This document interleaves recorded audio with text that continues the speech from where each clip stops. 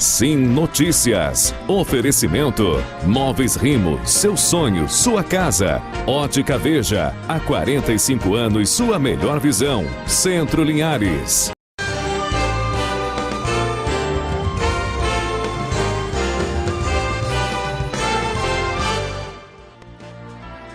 Olá, começa agora mais uma edição do Sim Notícias. Confira os destaques de hoje.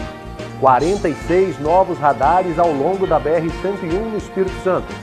A Assembleia Legislativa discute disponibilização de álcool em gel nos ônibus. Neste sábado acontece mutirão de vacinação contra a Covid-19 em Linhares. E ainda, o município de Linhares recebe nota máxima em transparência.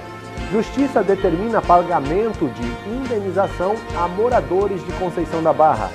Hoje é dia da coluna Pop News, tudo sobre filmes, games e séries. Essas e outras informações a partir de agora no Sim Notícias.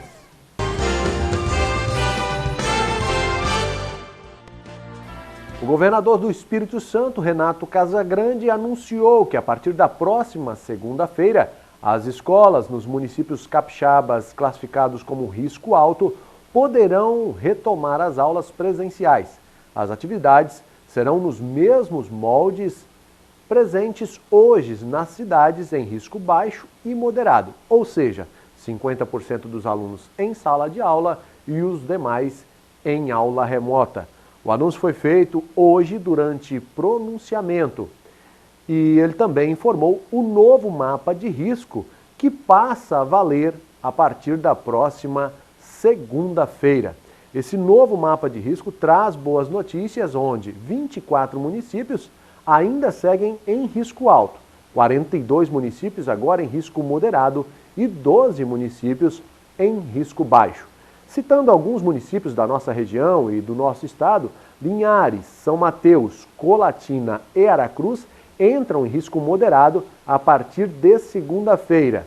Já Rio Bananal e no sul do estado, Cachoeiro de Itapemirim, seguem em risco alto. O município de Linhares foi considerado um dos mais transparentes do Brasil e o único do Espírito Santo. A avaliação foi realizada pela Controladoria Geral da União do Governo Federal e acontece a cada 2 anos. Uma boa notícia: Linhares ganha destaque nacional mais uma vez. Dentre todos os municípios do estado, é o único a receber a nota máxima na segunda edição da Escala Brasil Transparente, realizada pela Controladoria Geral da União.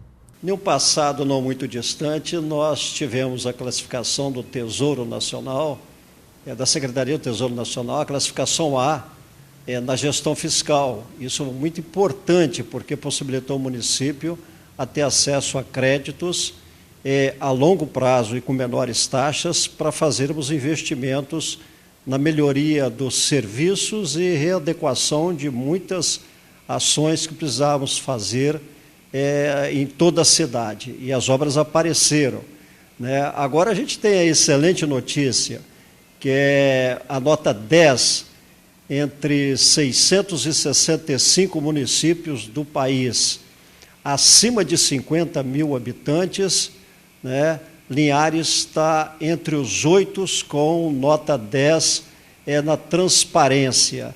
Transparência nas licitações, transparência no orçamento, tanto na receita quanto na despesa, nas receitas quanto nas despesas, transparência nas obras públicas, nos contratos de compra de obras e serviços e na remuneração de nossos servidores também.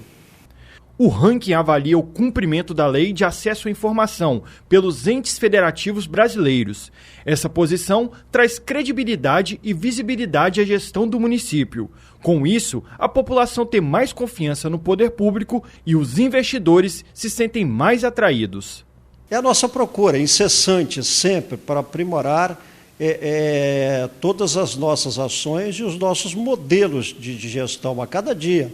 A gente procura copiar o que de bom aparece no mundo, né, e inovar internamente, né? E mesmo quando a gente copia, faz cópia de algo bom, a gente procura aprimorar isso tudo que a gente vê de bom acontecendo no mundo.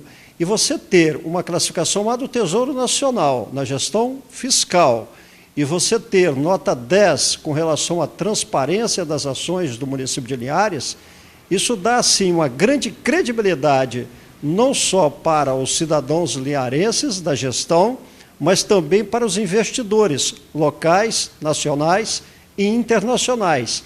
E isso tem feito Linhares dar um salto na frente de muitos outros municípios quando se fala em atração de investimentos. E o prefeito fez questão de lembrar que esse resultado só foi possível por conta do trabalho de todos os servidores públicos. É um trabalho que a gente persegue, né? Essa nota 10 a gente persegue a cada dia, né? E quem contribui com isso? A sociedade, que sempre nos cobra, sempre nos fiscaliza, nos demanda, né? E aqui eu quero, assim, dividir. Não é uma nota 10 dada ao prefeito, e sim ao conjunto da administração pública, onde temos as mãos e os trabalhos de vários e de muitos servidores que deram as suas contribuições para que Linhares, entre 665 municípios avaliados, tivemos 8 no país, e Linhares é um dos 8 e o único do estado do Espírito Santo com nota 10. Com a chegada de mais de 6 mil doses da vacina contra o coronavírus, a Prefeitura de Linhares fará um mutirão de vacinação nesse sábado. Grávidas, puérperas e pessoas com comorbidades são o público-alvo. Linhares deu início hoje a um mutirão de vacinação. Nesta nova fase, mais de 6 mil doses devem ser utilizadas para a imunização contra a Covid-19. O público-alvo é o público que possui comorbidades, aquele público de 50 a 59 anos com comorbidade, as unidades de saúde, a comprovação da comorbidade, aqueles pacientes que são acompanhados pelas unidades de saúde, poderão ter o atestado na própria unidade de saúde, o laudo na própria unidade de saúde, por intermédio de uma consulta com o médico ou com o enfermeiro. Esse é um público. Também temos as grávidas e puérperas. As puérperas até 45 dias pós-parto, o limite de 45 dias, e que pode ser comprovado através do cartão da gestante ou exame de imagem. As pessoas que se enquadram nessas condições já puderam procurar, a partir de hoje, uma das salas para receberem a vacina. E a vacinação continua amanhã aqui no município de Linhares. Grávidas, puérperas e pessoas com comorbidade devem procurar o posto de saúde munidos de comprovante da condição. Nós temos no município, tanto nessa sexta-feira e também no sábado, final de semana, são 32 salas de vacinação distribuídas nas unidades de saúde. Então, o cidadão pode procurar esse público-alvo, pode procurar essas unidades de saúde, são 32 no município. Vale lembrar que a vacinação ocorre das 8 às 17 horas, no interior e na sede do município, e que a vacinação é de extrema importância. Nós estamos pedindo à população, a vacina é a esperança. Então, o que a gente pede às pessoas, nós já tivemos situação, e Linhares não é diferente dos outros municípios, que pessoas que tomaram a primeira dose e não procuraram para tomar a segunda dose. Faremos uma busca ativa. O que a gente pede à população nesse momento? A vacina de extrema importância. Então, está tendo uma correria muito grande no sentido de fazer a aquisição o mais rápido possível dessas vacinas.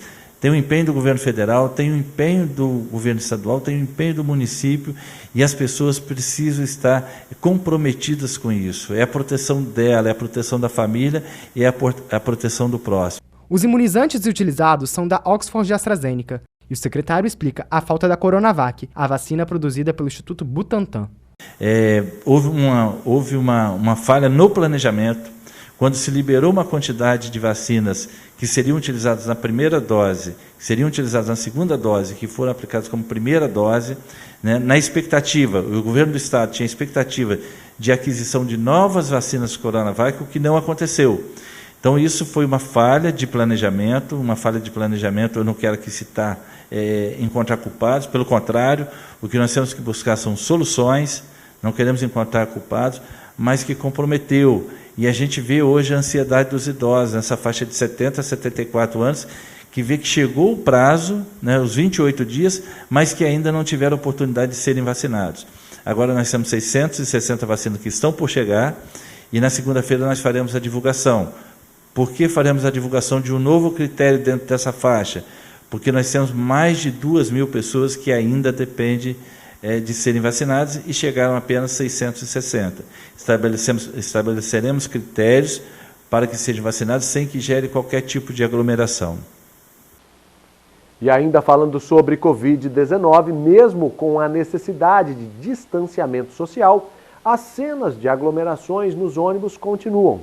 O assunto chegou até a Assembleia Legislativa do Espírito Santo e um projeto de lei sobre a obrigação de se ter álcool disponível nos coletivos está sendo debatido. O avanço do coronavírus faz com que as preocupações com relação à doença fiquem ainda maiores com as aglomerações em Linhares e todo o Espírito Santo. Desde que o governo do estado liberou a volta do transporte coletivo, muitos capixabas passaram a divulgar imagens de aglomerações dentro dos ônibus. Diante desta preocupação, o assunto chegou à Assembleia Legislativa para ser debatido, através de um projeto de lei proposto pelo deputado linharense Luiz Durão. Para ele, as empresas devem ser obrigadas a disponibilizar álcool, fator 70, dentro dos coletivos.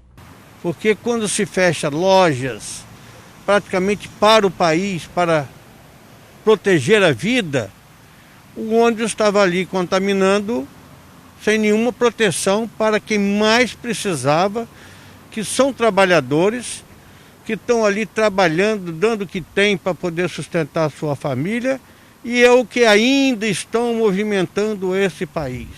É fato que nos terminais rodoviários, por onde passam milhares de pessoas, o álcool é encontrado à disposição de quem utiliza todos os dias o transporte coletivo. Mas o maior problema, segundo o deputado Luiz Durão, não está sendo atacado, que são as aglomerações dentro dos ônibus. As pessoas não pegam de terminal a terminal. Eles vão entrando no ônibus no meio do caminho, né?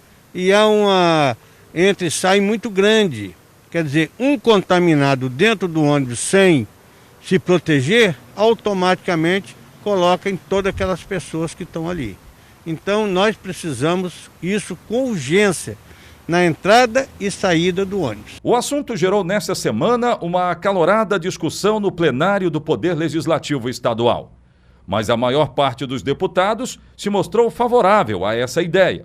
Por isso, o autor do projeto diz que espera uma aprovação unânime. Nós tivemos o apoio praticamente de 100% dos deputados, porque o nosso projeto protege a vida daqueles que está botando esse país para rodar, né? E graças a Deus tive um apoio quase de 100%. Então eu espero que o mais rápido possível esse projeto seja aprovado para que aquela população tenha uma proteção 100% a favor da vida. Agora é a hora de saber como fica a previsão do tempo para este sábado no Espírito Santo.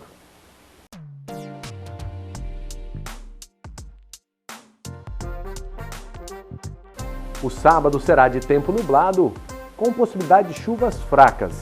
Linhares com mínima de 23, máxima de 29 graus. Colatina mínima de 20, máxima de 26 graus. Já São Mateus, mínima de 22, máxima de 28 graus. A capital Vitória, mínima de 22, máxima de 29 graus.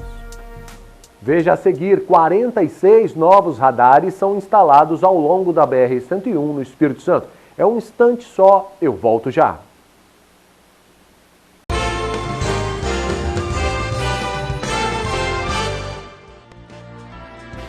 Já estamos de volta com o nosso Sim Notícias. A BR-101 está recebendo novos radares em todo o estado. A implantação destes radares acontece em pontos estratégicos, com o objetivo de reduzir o número de acidentes. Em todo o Espírito Santo, segundo a concessionária Eco 101, serão instalados ao todo 46 novos radares fixos. Eles irão monitorar 87 pontos na rodovia, substituindo os antigos equipamentos anteriormente administrados pelo Departamento Nacional de Infraestrutura e Transportes, o DENIT. Veja, essa instalação está ocorrendo em todo o estado do Espírito Santo, em pontos onde há estatísticas de elevados números de acidentes ou reiterado descumprimento ao limite de velocidade fixado para a via, o risco de colisões a pedestres, ciclistas, ou em locais onde já existem interseções que precisam de melhorias viárias e, nesse sentido, o controle da velocidade é importante para que se mitiguem riscos, se protejam vidas e se reduzam os índices de acidentabilidade aqui no município e em toda a BR-101 ao longo do estado do Espírito Santo. Os radares já estão sendo instalados, porém ainda não estão ativos. Antes deles funcionarem, é necessário que a localização destes radares estejam disponíveis. É importante que a sociedade saiba disso e que, em primeiro lugar, os pontos onde existe fiscalização eletrônica de velocidade são devidamente sinalizados. E 2, os órgãos públicos e que têm essa atribuição de fazer a fiscalização têm a obrigação de divulgar nos seus sites, respectivos sites, os locais onde esses radares estão instalados e quais são as velocidades naqueles locais permitidos para que o cidadão de antemão saiba quais são esses pontos e consiga se orientar e se comportar da forma adequada no trânsito para que esse trânsito tenha segurança para todo mundo que nele participa. E diferente do que muitos pensam, que a ação da PRF é apenas de fiscalização ou aplicação de multas, o objetivo verdadeiro é a prevenção de acidentes e, consequentemente, a proteção da vida. Muitas vezes pode parecer para a sociedade que a intenção é arrecadatória. Muito pelo contrário, não se trata evidentemente disso. A intenção é preservar vidas, salvar pessoas e termos um trânsito mais seguro. E é claro, com a existência ou não dos radares, a educação dos condutores no trânsito deve prevalecer. O cidadão que busca cumprir a norma, que observa os limites, não será autuado pela Polícia Rodoviária Federal ou por qualquer outro órgão de trânsito. Ou seja, basta que se observe a norma para que não se tenha nenhum tipo de problema, com ou sem fiscalização eletrônica, seja de radar ou de qualquer outra coisa. Após a Justiça Federal determinar em julho do ano passado que a Samarco pague indenização a atingidos pelo rompimento da barragem de Fundão em 2015, em Mariana, alguns pescadores receberam parte do dinheiro, mas ainda falta receber o restante. Já outros, nem o processo foi aprovado. Em Conceição da Barra, município que tem como principal atividade o turismo e a pesca, vários pescadores que tiveram suas atividades interrompidas após o desastre estão numa fila extensa à espera do pagamento. Neste processo de recebimento, a Associação de Pescadores do município tem auxiliado esses pescadores a organizar a documentação necessária. Em média, são 40 atendimentos por dia. A associação ela tem que ver a documentação. A parte da associação é que a documentação do pescador esteja certo, que ele esteja com sua manutenção em dia, a sua documentação em dia, para que ele possa receber o valor. Como hoje nós estamos aqui com a Marinha, para fazer a documentação das embarcações e também as suas caderneta de pesca. Esse pescador até recebeu parte da indenização, mas a outra ainda está em andamento. Foi uma quantia boa que eu recebi, mas só que nós estamos esperando um lucro cessante, entendeu? Que a pescaria falhou, que vai que foi contaminado aí por 10, 15 anos. Como é que nós vamos fazer amanhã depois? Eu não tenho filho, estou esperando Deus me dar o meu e as crianças que virão. O processo meu tá demorado aí, ó, entendeu? Tem tempo, as pessoas a gente corre atrás, mas está muito difícil de receber aí. Foram milhares os atingidos pelo rompimento da barragem de Fundão, ocorrido em novembro de 2015, que atingiu diretamente a bacia hidrográfica do Rio Doce, em Minas Gerais e Espírito Santo, além de todo o litoral capixaba, sul da Bahia e norte do Rio de Janeiro. Sem peixe, está cada vez mais difícil sobreviver da pesca. Para gente que vive da pesca aí a cada dia, ir para dentro das águas aí, tentar capturar alguma coisa e está difícil de capturar, entendeu? O que pega, às vezes não dá para pagar nem o combustível que gasta e para nós fica triste isso, né? Esse advogado representa parte dos pescadores. Segundo ele, os valores pagos são avaliados caso a caso. Os valores variam muito, né? Desde R$23 mil até na faixa de R$570 mil. Então, cada categoria tem o seu valor e dentro de cada categoria também existem as subcategorias, que são os pescadores profissionais, donos de embarcação, motor de polpa, motor de centro, com licença do camarão. Então o valor não é um valor exato para todo mundo, né? Tem que juntar toda a documentação para ver qual a categoria e o valor que vai ser recebido. É hora de saber como fechou o dia o mercado do café.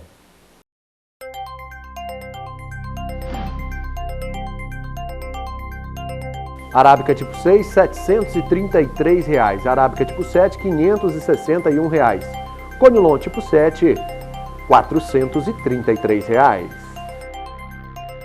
Veja a seguir a coluna Pop News, tudo sobre games, filmes e séries. Eu volto já.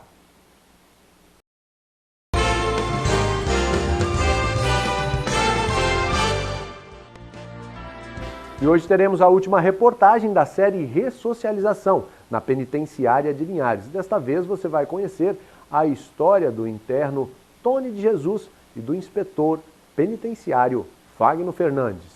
Confira. A série Ressocialização, dentro da Penitenciária Regional de Linhares, nos surpreendeu com o potencial de internos, que tem muito talento. Mostramos a expertise de presos no cuidado com hortas, com artes diversas, com blocos, com a comunicação. E hoje, essas buscas nos trouxeram para um salão de beleza. Você não está ouvindo nada errado, não. Num espaço reservado na PRL, encontramos Antônio José de Jesus, chamado por todos de Tony de Jesus. Ele é cabeleireiro e ganhou a oportunidade de desenvolver as suas habilidades, mesmo preso. A minha história como cabeleireiro ela começou em 1985, ainda bem jovem. Eu entrei na profissão com o auxílio do meu irmão mais velho do que eu. Gostei da profissão, mergulhei nela e estou nela até hoje. Na hora que chegamos, havia um atendimento dele. Sentada na cadeira de Tony, estava a dentista da unidade, Ivete Anne Frois. Ela falou sobre o resultado da ida no salão de beleza, cuidado pelo interno. E o Tony é um cabeleireiro excelente, ele trabalha com muito capricho. Mas Tony não é só cabeleireiro. Ele também produz o que usa no salão. Vejamos que algum tempo atrás eu tive uma oportunidade lá fora de fazer um curso de manipulação de cosméticos naturais. Fiz esse curso e aqui dentro eu estou, explorando este saber meu.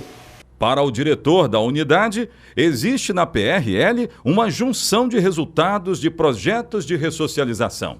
Até hoje a gente está falando de projetos para o interno. A partir daqui, a gente está falando de projetos com internos, só que beneficiando o meu servidor. Porque a ideia é da gestão, quem abraça é o servidor que faz girar. Então a gente precisa trabalhar a saúde mental deles e a saúde física. Além também, a gente usa o Instituto de Beleza, da PRL, para filantropia. A gente tem agora marcado uma visita no Lar da Fraternidade, o Antônio vai, com seus alunos, cortar o cabelo das crianças lá. E falando em projetos de ressocialização, eles não param por aí, são muitos. Saímos de um salão de beleza e fomos conhecer uma academia, usada pelos servidores da PRL. Aqui, o interno Elias Castor de Longa presta serviços sob os olhares do inspetor Fagno Fernandes Miranda. Isso aqui era um lixão. Onde vocês estão vendo aqui, ficava urubu, resto de entulho, tudo jogado. Isso aqui não existia, isso daqui. Aí eu sou formado em Educação Física desde 2009. Eu falei para ele, vamos montar um centro de treinamento. Esse centro de treinamento tem a musculação, tem a área da luta, tem a área do funcional, do vôlei, do futevôlei. Isso daqui, o inspetor escolhe qual área que ele quer. Wagner, eu gosto de malhar, vamos embora malhar. Eu gosto de fazer uma luta, vamos embora fazer uma luta. Nessa parte aqui da PRL de Linhares, todos ganham. Nós já mostramos salão de beleza, mostramos academia e mostramos um trabalho ao ar livre, que é uma extensão da academia. Todos ganham, porque aqui o preso trabalha e os servidores são diretamente beneficiados. É um dia a dia que cuida da mente das pessoas, acaba com a ociosidade e resolve grandes problemas. Eu consigo ter mais servidores dentro da unidade em atividade, o meu plantão está girando, o servidor que está de folga está aqui treinando, É uma economia para o servidor também, né? Porque ele ia pagar esse tipo de treinamento na rua e aqui dentro da unidade a gente tem um professor que acompanha. Para fechar esta série, vamos ouvir um pouco da história do inspetor Wagner. Imaginem vocês que nós estamos falando com alguém que esteve preso na PRL de Linhares na década de 90 e hoje tem uma história de inteira transformação. O que eu não tive oportunidade de ter, hoje eu faço um trabalho para os inspetores, eu também tenho um trabalho junto com os presos também, nos projetos que eu faço aqui, projeto Vassourão, projeto Frase Dia das Mães, projeto do Dia da Consciência Negra, que eu faço em quase todos os presídios do estado. Graças a Deus, depois ao diretor Narciso que abraçou o projeto. Em uma de nossas matérias, eu deixei uma pergunta no ar. Você acredita em ressocialização? Depois de ouvir tantas outras histórias falando de ressocialização, não me resta dúvidas. Eu acredito.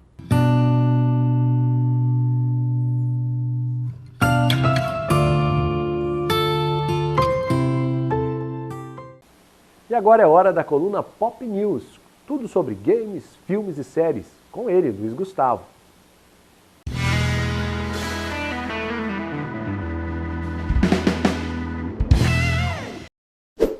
House of the Dragons, primeira série derivada de Game of Thrones, teve suas primeiras fotos oficiais divulgadas que apresentam o elenco da produção da HBO. A trama do derivado se passará cerca de 300 anos antes dos eventos da primeira temporada da série original. House of the Dragons, que teve Ryan Coogler e Miguel Sputnik como showrunners, foi idealizada pelo próprio George Martin e teve 10 episódios encomendados pela HBO, você acredita? O elenco conta com diversos grandes atores. A estreia de House of the Dragons está prevista para 2022. E aí, tá animadinho para assistir? Porque eu tô. Um dos poucos nomes que ouvimos ser gritado pelas janelas e aplaudido com o maior fervor foi o de Paulo Gustavo. Uma morte como a de Paulo Gustavo não é fácil de superar, não é fácil de acreditar, não é fácil nem de entender. Criador de algumas das produções mais icônicas do humor brasileiro e nome por trás da maior bilheteria nacional da história com Minha Mãe é uma Peça 3, o humorista carioca faleceu no dia 4, terça-feira, aos 42 anos, após uma batalha difícil contra a Covid-19. Mas o seu legado viverá para sempre em suas piadas, atuações, ideias e os seus ideais. O que dizer de Paulo Gustavo, senão uma pessoa que, por meio das piadas, faziam com que as pessoas quebrassem o seu cotidiano. Dona Hermínia, protagonista dos longas da Minha Mãe é uma Peça, uma caricatura das mães de casa que trata de problemas tradicionais da família como humor. É uma criação do humorista e estreou na peça Surto antes de ganhar seu próprio espetáculo e filme. O que dizer de Paulo Gustavo, senão uma pessoa que passou a vida fazendo as pessoas rirem para que elas pudessem viver melhor, que elas pudessem, por meio da comédia, ter uma esperança no seu dia a dia. Mas isso não é exclusividade de Paulo Gustavo. Ele e mais 414 mil mortos pela Covid-19. 414 mil mortos pela Covid-19. Às vezes a gente precisa falar mais de uma vez para tentar entender a dimensão de tantas perdas. Quantos mais terão que morrer para que você entenda? A gente precisa falar, a gente precisa se preocupar e a gente precisa se cuidar. E é com esse clima pesado que a gente termina o Pop News de hoje. Muito obrigado e até a próxima.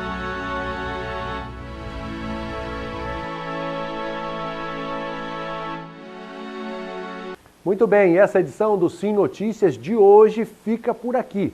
Agradecendo o seu carinho e a sua audiência sempre aqui na TV Sim, canal do Espírito Santo 16.1. Na segunda-feira, Cláudio Alves está de volta ao comando do jornal. Agradeço o seu carinho e a sua participação de sempre e até a próxima.